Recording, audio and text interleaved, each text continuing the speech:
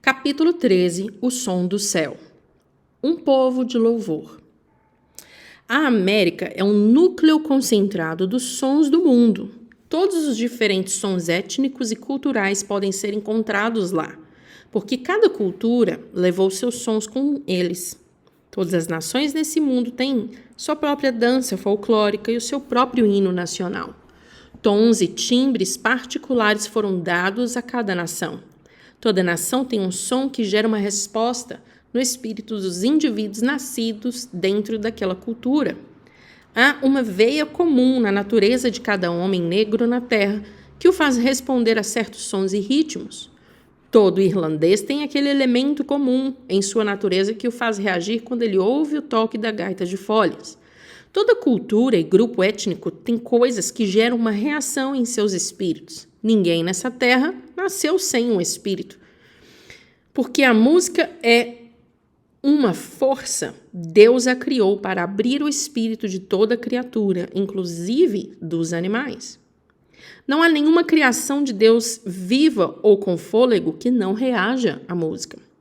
O homem recebeu a oportunidade exclusiva de usá-la como um ato de intimidade e adoração a Deus.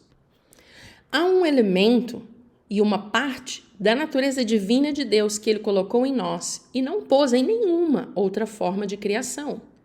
É o seu atributo divino da criatividade. Os músicos têm uma veia comum, diretamente ligada à natureza criativa de Deus. Lúcifer, em sua inveja, tentou plantar calamidades, confusão e decepção dentro de todas as pessoas criativas. Satanás, o mestre da música, caído, rouba, mata e destrói usando a mesma coisa que nos dá a audiência com Deus, a música. Ver João 10:10. Lúcifer cobiça a posição que ele tinha. Seu nome era querubim ungido que cobre o trono de Deus. Ver Ezequiel 28:14. Quando ele foi expulso, deixou o trono descoberto. Quando foi criado em seu próprio ser, foi criado o som de todos os instrumentos. Ver Isaías 14 e Ezequiel 28. Ele carregava dentro dele o som do piano, da flauta, do violão, do tambor, da gaita de folha e do órgão. Todo tipo de som foi criado dentro dele como parte de sua voz e música. Ele respirava notas. Quando foi expulso, ele perverteu esses sons, tentando usá-los para cumprir sua missão para a vida de cada homem, a qual é roubar, matar e destruir. Veja João 10:10. Quando Satanás deixou o trono descoberto, eu creio que Deus disse: eu vou criar um povo que será uma habitação santa para a minha presença e eu me entronizarei nos louvores do meu povo. A cobertura do trono de Deus que havia sido perdida agora está sendo restaurada à medida que ele cria uma geração que anunciará seus louvores a uma geração que andará em sinais, maravilhas e poder. Um dos sinais e maravilhas liberados será o som do céu, um som que é visto e ouvido. Uma vez há poucos anos, eu vi chover de repente dentro do prédio da igreja durante a adoração. Em outra reunião, pessoas por toda a congregação ouviram ao mesmo tempo o som de instrumentos que não estavam fisicamente na sala. Uma vez eu estava com 3 milhões de pessoas, quando uma nuvem do tamanho de um piano de cauda apareceu no palco. Eu diria que esses foram sinais e maravilhas, você não acha? Mas tudo isso é um ensaio para Deus. Tudo o que Ele está fazendo é criando uma fome inspiradora em nós. É a estação para o começo do liberar desses sinais e maravilhas. O que o diabo tensionou para o mal, Deus usará para o bem. Ver Gênesis 50:20. Nossas próprias diferenças, o depósito único em cada grupo étnico, se tornarão um som unido junto às hostes angelicais do céu, ressoando o som do céu por toda a terra. Deus tomará uma das forças de cada um desses grupos, apesar disso se parecer, de certa forma, com uma polinização cruzada, e os misturará em um som unificado. Isaías viu o Senhor assentado em um trono alto e exaltado, e a aba de sua veste enchia o templo. Isaías 6:1. A aba representa o povo de Deus que o segue para a sua santa habitação pelo poder do louvor e adoração. Nós vivemos em um tempo extremamente empolgante. Nos anos que se passaram, o inimigo tentou roubar todo o grupo de pessoas. Mas agora, nos últimos dias, o que o diabo destinou para o mal, Deus usará para o bem, aproveitando a diversidade que ele criou em nós. O som irlandês. Mais de 1 milhão de irlandeses migraram para os Estados Unidos nos anos 1840 como resultado da fome da batata. Sortudos simplesmente por estarem vivos, seguindo a jornada excruciante através do Atlântico, os sobreviventes estavam empobrecidos. Apenas seus sons tradicionais vieram com eles. Nos últimos anos tem havido uma vasta popularidade e fascinação pelo som irlandês, como visto e ouvido em sucessos, tais como Coração Valente, Titanic e Riverdance. Agora, vem à tona em nós quando ouvimos o som dessas produções. Ela gera uma reação. Publicitários e promotores têm usado esse levante de emoções como uma manobra para ganhar dinheiro, mas Deus criou o som irlandês e deseja usá-lo para os seus propósitos agora. Teve um tempo em que a tradicional dança irlandesa era feita com os ombros levantados e as costas retas. Quando os irlandeses foram exilados de sua terra e vieram para a América, o fruto daquela orgulhosa dança irlandesa foi a dança com tamancos. Na transição, os ombros caíram e a cabeça abaixou. A manifestação escocesa-irlandesa se tornou singular. Ela não era mais uma dança de guerra nem carregava mais um senso de militância. O povo sofreu situações tão severas quando eles vieram para a América que a sua dança se transformou em uma expressão íntima e única da dança com tamancos. Essa dança era uma parte da isolação, depressão e pobreza das montanhas Apalaches. Os homens eram os únicos que dançavam, pois era proibido as mulheres dançarem em público. É por isso que ela era chamada de dança macho. Apesar deles dançarem em público, esses velhos homens da montanha nunca cantariam em suas casas. Cantar era o trabalho importante das mães. Enquanto elas lavavam roupas e faziam as tarefas diárias, no isolamento de seus lares na montanha, elas cantavam o dia todo para passar a tradição de sua terra natal para os seus filhos. Elas não sabiam ler ou escrever, o que significava que eles não podiam ensinar aos seus filhos as tradições passageiras por meio da literatura.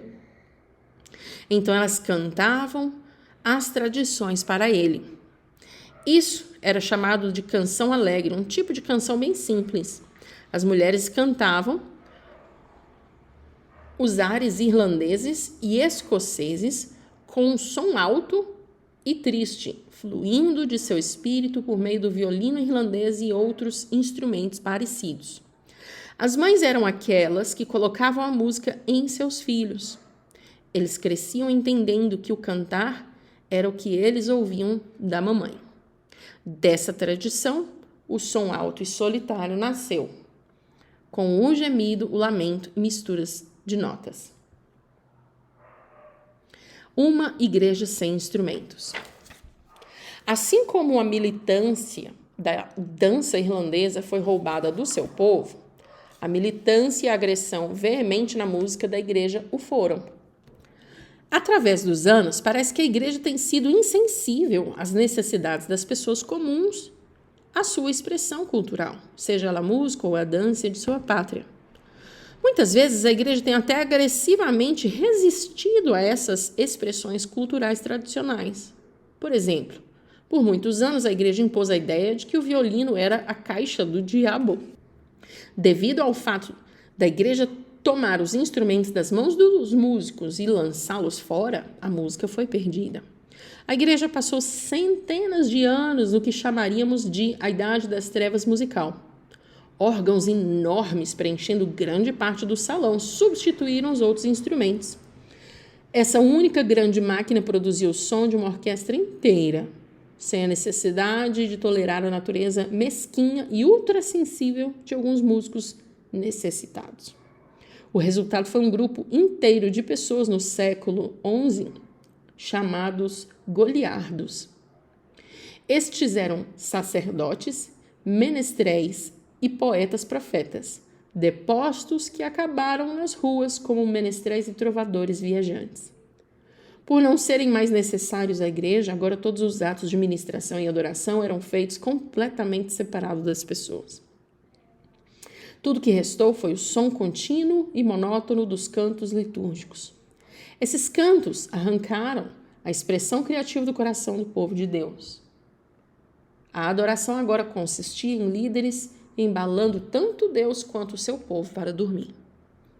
A partir desse período surgiu um som bastante passivo e feminino. A essência e o som da música do guerreiro, assim como a expressão individual, foram perdidos. O mundo religioso havia descrito o céu como um lugar etéreo, onde se ouvem canções como Kumbaya, Senhor, trecho de uma canção que Kumbaya significa passa por aqui.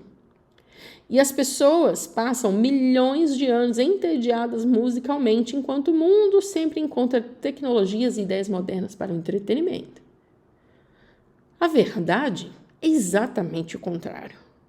Se nós olharmos para a melancolia complacente e apática de algumas músicas religiosas como uma demonstração de como será o céu, nós devemos concordar que ele será um lugar de bocejos intermináveis. No entanto, na Bíblia, nós temos uma visão bem diferente do céu. Nós vemos grande alegria, um som e um louvor tremendo, arpistas tocando suas harpas, ouvimos hosanas, aleluias, vozes levantadas e um som cheio de júbilo. Só há 30 minutos de silêncio no céu etéreo, e isso só acontece enquanto os anjos respiram. Então, eles descarregam por outros 1000 anos com tudo que há dentro deles e toda a criação se une em uma extraordinária explosão de louvor. Eu acredito que isso será estrondoso no céu. Eu costumava pensar, meu Deus, após cerca de 10.000 anos flutuando por aí em alguma nuvem, cantando Kumbaya, o céu vai se tornar um pouco enfadonho. Eu tinha uma imagem na minha mente de entrar no céu e ver anjos distribuindo violões de 12 cordas. Nós todos pegaríamos esses violões, harpas e o que mais nós conseguíssemos e flutuaríamos por aí para os outros milhões de anos. Essa era a minha visão do céu e ela parecia extremamente tediosa para mim. Agora eu entendo que o céu nunca ficará enfadonho, porque uma criatividade infinita faz parte da própria natureza de Deus. As 24 fileiras de músicos estabelecidas no tabernáculo de Davi representam os 24 anciãos no livro de Apocalipse. Eu amo esses anciãos. Toda vez que eles são mencionados, nós os encontramos prostrados, adorando a Deus. Uma vez eu ouvi um homem dizer que valerá a pena ir para o céu só pelo fato de encontrar um grupo de anciãos que adorarão continuamente a Deus. Porque o céu nunca se torna enfadonho? Porque assim como no tabernáculo de Davi e no templo de Salomão, há um início contínuo, sempre novo. Quando nós chegarmos ao céu e começarmos a ver Deus como Ele realmente é, a todo momento, em todo tempo, através da eternidade, Ele revelará uma dimensão totalmente nova da sua natureza que nós nunca entendemos enquanto aqui na Terra. Lá será sempre empolgante. Veja Apocalipse 4. Ver tudo e todos ao redor do trono de Deus é como andar por aí embriagado. Tudo que eles podem dizer é santo, santo, santo. Versículo 8. Por que santo? Porque à medida que eles olham para uma nova parte da natureza de Deus naquele instante no céu, tudo que eles conseguem expressar é santo. Então, enquanto eles rodam de novo, eles percebem de relance algo novo e mais uma vez clamam santo, santo, santo, santo. Cada expressão de santo tem um significado totalmente diferente. Cada uma representa uma reação diferente a algo novo que eles estão vendo. Por toda a eternidade, Deus está continuamente revelando uma nova parte da sua natureza que nos deixa maravilhados e nos motiva a louvar e adorar. Ele continuará a desenvolver a revelação que temos de quem Ele é verdadeiramente. Talvez haja a cada momento uma explosão de louvor novinha em folha no meio do povo de Deus. Não dá para ficar enfadonho, porque nós estaremos olhando e contemplando de fato a beleza da sua face naquele momento. Não será mais algo espiritual lá longe, para o qual temos que nos mover através dos dons do Espírito Santo. Em vez disso, estaremos sentados no seu colo e cantando. Eu falo a você, não tem como haver tédio lá.